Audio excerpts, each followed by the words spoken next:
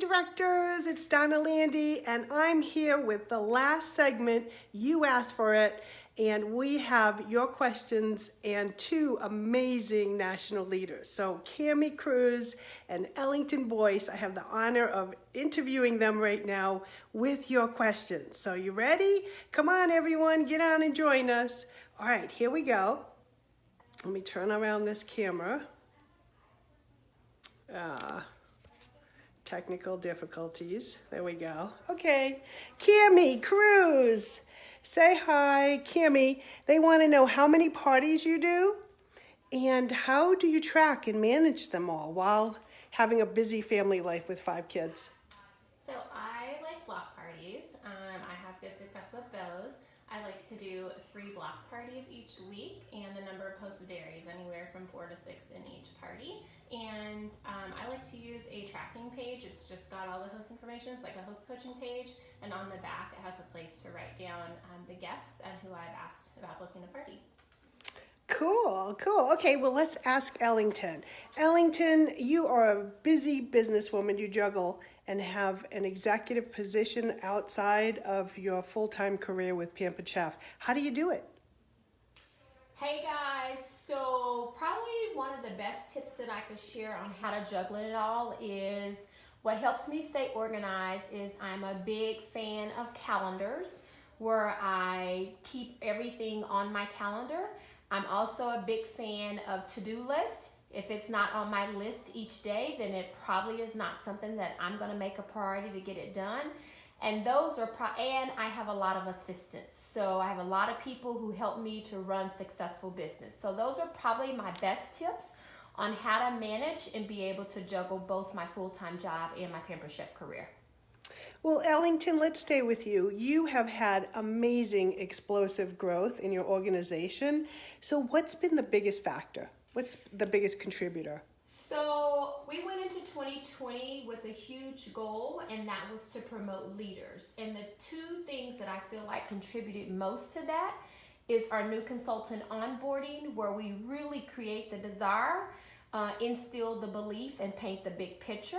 So I feel like that's a key component of that. And then also our Rockstar on the Rise group, which is a group that we filter those individuals to that are extremely motivated and excited to take their business to the next level, and we work with them on promoting to leaders. So those are the 2 things that we have consistently done throughout the year to develop and have the growth that we've had.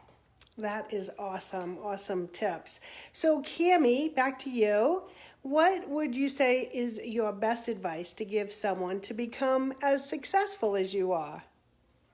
I would just have to say, dream big and decide what you want with this business, and then figure out like how many shows does that mean per week, and just make it a big priority to get to that number. See what you want to succeed and do, and just be very intentional at booking shows and close, so that way you can reach your goal quick. And then I always encourage people to overbook. So you have those ghost hosts, those dead hosts, always have a couple extra buffer parties in there for when they don't go so well. But just set your goal and just work hard for it, and just know you may be busier for a little while building up your system, but it's going to pay off.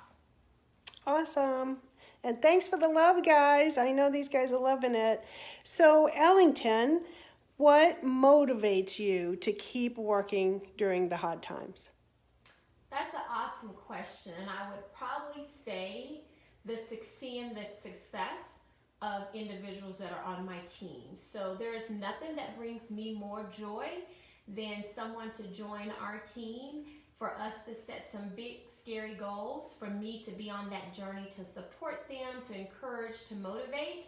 And when those goals happen, that's fuel to my fire. That really just gets me inspired and gives me that next energy to help that next person get to the next level. So that's the real motivation for me.